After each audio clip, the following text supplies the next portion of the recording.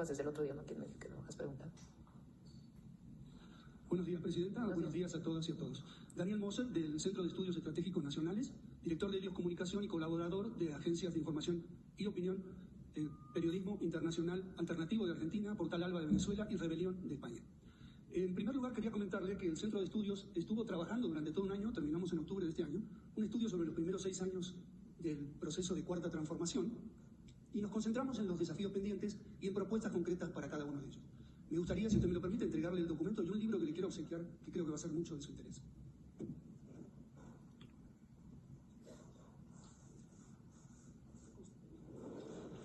Este es el libro.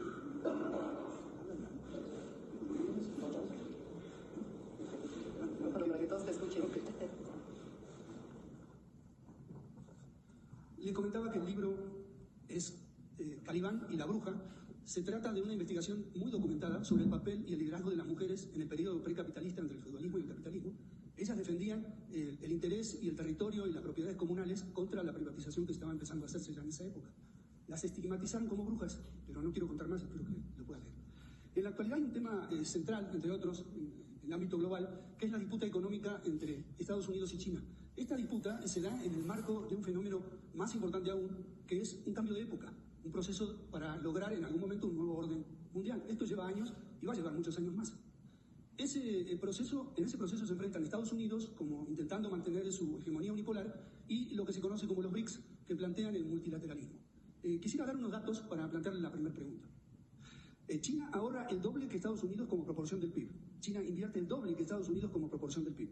La formación bruta de capital fijo de la economía de Estados Unidos es del 20% del PIB y la de China es del 45% del PIB. China tiene un superávit comercial del orden de 700.000 millones de dólares al año.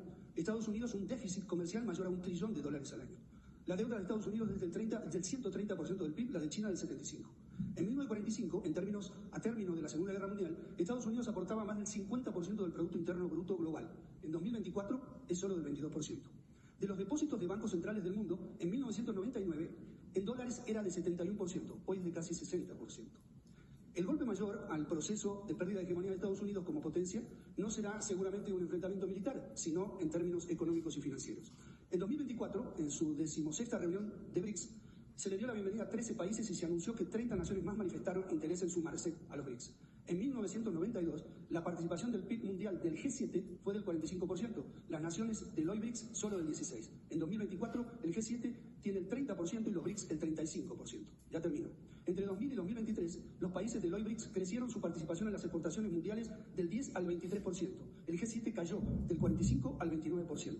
Finalmente, en términos del crecimiento económico, el FMI previó para 2024, ya están las cuentas, que los países del BRICS crecerán a una tasa promedio del 3.6 y el G7 del 1%. La pregunta, Presidenta, es, en atención a estas condiciones en que se está desenvolviendo este pleito a escala global, hay países que se alinean o con Estados Unidos y hay países que se alinean con los BRICS y hay otros países que hacen el esfuerzo, porque no es fácil, de mantenerse al margen y negociar según sus intereses nacionales con quien sea en el momento que sea. La pregunta concreta, Presidenta, es si su gobierno está analizando o analizará crear un grupo multidisciplinario que investigue a fondo las condiciones de este fenómeno que se está dando para saber si México se alinea en un lado o en otro o se mantiene independiente. Gracias. Yo creo que alinear no es precisamente la mejor palabra, porque todos los países, estados, somos soberanos, todas las naciones. El asunto aquí es que nosotros, desde hace ya muchos años, y en particular, desde hace... ¿Cuándo se firmó el TEMEC? En el 2020, con el nuevo tratado México, Estados Unidos, Canadá. México es socio comercial de Estados Unidos. De hecho, parte de lo que hemos estado planteando es que solo con este tratado comercial y con esta alianza se puede competir con otras regiones del mundo. Es decir, Estados Unidos no puede solo, necesita necesariamente de Canadá y de México. Incluso nosotros hemos estado planteando, desde el presidente López Obrador, que esto debería de ampliarse a toda América y tener realmente un bloque económico en nuestro continente. Ahora, ¿qué es lo que planteamos con el Plan México? Fíjate, nada más por los datos. México prácticamente duplicó sus exportaciones a Estados Unidos del 2018 al 2024, gracias al tratado. Entonces, es fundamental para nuestros países fortalecer este esquema con soberanía. Por eso digo que alinear no creo que sea la mejor palabra, la soberanía. Nosotros somos un país libre, independiente, soberano, y somos socios comerciales de Estados Unidos, y eso le ha ayudado a Estados Unidos, le ha ayudado a México y también a Canadá. Eso no implica que no tengamos acuerdos comerciales con otros países. Podemos tener, se está trabajando, por ejemplo, con Europa, en el tratado comercial que ya existía, porque necesariamente viene su proceso de renovación. Entonces, no quiere decir que es el único país, pero sí creemos que ha sido benéfico para nuestro país. Repito, con nuestra soberanía y nuestra independencia. Ahora, ¿qué planteamos nosotros? Que recuperemos también en México la producción de muchos bienes que durante todo el periodo neoliberal se perdieron. Pues que si bien tenemos un acuerdo comercial, también tenemos un plan México, para que se recupere en México la producción de cadenas productivas que permitan pues también tener mayor inversión, mejores empleos, mejor remuneración para el pueblo de México, a partir de un esquema de planeación territorial de nuestro país, basado en dónde están los recursos naturales. Entonces, es la relación con Estados Unidos y Canadá, sin cerrarnos a otros lugares del mundo, pero al mismo tiempo fortaleciendo la producción de nuestro país. Gracias. La segunda pregunta tiene que ver precisamente con el Tratado de Libre Comercio. Como sabemos, el Tratado de Libre Comercio, ahora conocido como TEMEC, inició en 1994 con Carlos Salinas de Gortari, cuando, obviamente, con intenciones diferentes a las que se han planteado tanto el gobierno de López Obrador como el suyo. Este tratado, a la hora de negociarse mediante el TEMEC, la participación del entonces candidato o presidente electo López Obrador determinó que hubiera modificaciones. Por cierto, déjeme presumir que fue un compañero del Centro de Estudios que alertó al presidente a través de Manuel Bartel del capítulo energético, donde había un capítulo extensísimo que daba muchas concesiones a Estados Unidos y simplemente se evitó poniendo la frase de que México era soberano en esa materia.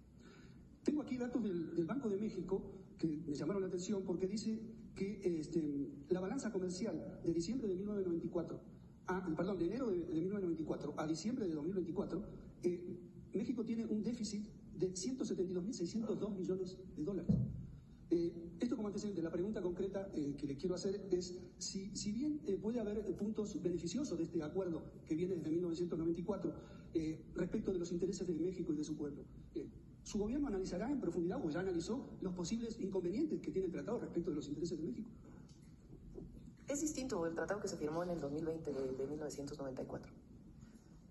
El tratado del 94, además de estar vinculado a todas las orientaciones de los organismos financieros internacionales para que México tuviera un modelo de desarrollo neoliberal, tenía un elemento central, que era utilizar a México con una ventaja competitiva, la mano de obra barata. Y eso le hizo mucho daño al país, porque fue el periodo en donde el salario mínimo no creció. ¿Cómo puede un gobierno asumir que tu ventaja competitiva son los salarios de hambre de tu pueblo? Eso cambió en el 2020, porque a partir del 2018 comenzó a incrementarse el salario mínimo, y con ello el salario medio del país, y con ello la disminución de la pobreza, además de los programas de bienestar y de otras acciones que se han desarrollado, y con ello también la disminución de las desigualdades o la reducción de las desigualdades. Entonces es distinto el marco en el que se firma uno y el otro tratado. En el 2026 viene una revisión, que es una revisión menor, y nosotros creemos que se va a dar esta revisión en acuerdo con el gobierno de Estados Unidos y de Canadá, porque ha sido benéfico el tratado para los tres países. Entonces, la diferencia sustantiva es que cambió el régimen en México también, y que ya no es la integración perdiendo soberanía, que eso era lo que existía antes. Nosotros defendemos a México como país libre, independiente y soberano, con dos socios comerciales, Estados Unidos y Canadá. Muchas gracias. En una próxima conferencia, ¿será posible ofrecer información puntual, específica, sobre el contenido nacional de las exportaciones mexicanas? Porque también hay mucho de Maquila o de las grandes corporaciones que se afincaron en México, y creo que sería un dato interesante que al menos yo no tengo. Sí, es distinto también porque se apostó por la maquila en la época del primer tratado. La maquila entendida como, de nuevo, se importa todo de Estados Unidos, se maquila en México porque hay mano de obra barata y se exporta. Ese era el objetivo de entonces. Ahora no. La inversión extranjera directa tiene cadenas productivas en nuestro país. Una de las mayores inversiones en México ha sido la industria automotriz de empresas de Estados Unidos, que tienen cadenas productivas en México, es decir, hay acero que se produce en México, hay vidrio que se produce en México, hay componentes de autopartes que se producen en México por empresas nacionales. Lo que queremos nosotros pues es aumentar esa cadena productiva de producción nacional, incluso desde las pequeñas y medianas empresas, para la fabricación final de distintos bienes y también de servicios. Entonces, es distinto. México hoy es el tercer país en formación de ingenieros e ingenieras en el mundo. Pues vean nada más lo que eso significa. O sea que no en cualquier país puedes instalar semiconductores, porque requieres personas con calificación, con formación en ingenierías diversas. No solo ingenierías, pero principalmente. Y no por eso vamos solamente a formar ingenieros y ingenieras, también queremos historiadores, también queremos filósofos, queremos que México tenga a sus jóvenes en las universidades y que podamos seguir formando desde científicos hasta humanistas y artistas. Eso es lo que hace todavía una potencia mayor de nuestro país. Pero es distinto el modelo neoliberal a el humanismo mexicano y cómo, bajo este nuevo régimen y modelo, se aprovecha la relación con Estados Unidos y Canadá por la integración económica que existe, pero con una visión completamente distinta. Ponemos por encima de todo el bienestar del pueblo de México. Gracias. La última pregunta. Sebastián Lerdo de Tejada, a finales del siglo XIX, señalaba, o al menos se le atribuye a él, que la prensa se regula con la prensa. El expresidente López Obrador lo usaba a menudo como una referencia cuando trataba el tema. La cuestión es que en esa época, pues que la prensa se regule con la prensa es que un periódico liberal enfrente a un periódico conservador. Hoy un puñado de empresarios controla el 70% de los medios de comunicación digitales, impresos, radio, televisión. La pregunta es si, considerando que suele confundirse la libertad de expresión con la impunidad para difamar, ¿no sería necesario, importante, oportuno, que el gobierno, con otros sectores, incluso empresariales, sociales, etcétera, generara algún tipo de regulación con base en un código de éticas que impidiera que pasen este tipo de cosas? Que un presentador diga que va a informar y lo que está haciendo es opinar, y que difamen a personas que luego no tienen el espacio para poder responder a esa difamación. Gracias. En este caso, es mejor equivocarse con la libertad de expresión. No a la censura. No a la censura. La libertad de expresión es esencia de la democracia. ¿Nosotros a qué vamos? A la revolución de las conciencias. México hoy es un pueblo de los pueblos más politizados del mundo, a pesar de que una buena parte de los medios de comunicación actúan en contra.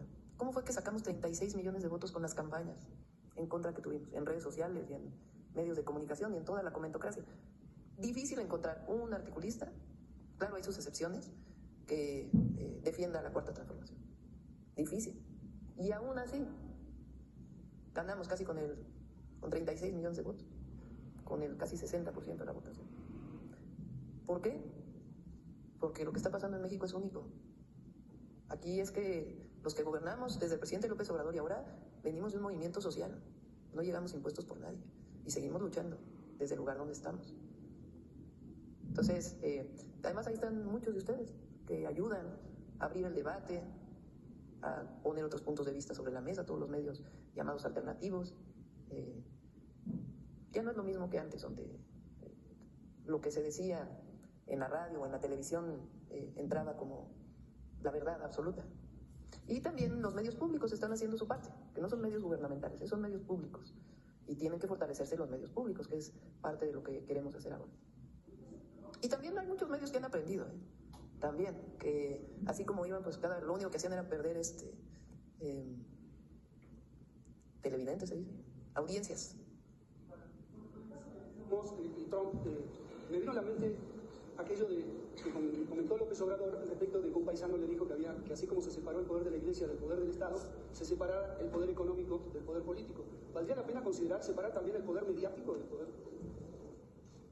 El poder mediático, bueno, aquí está separado.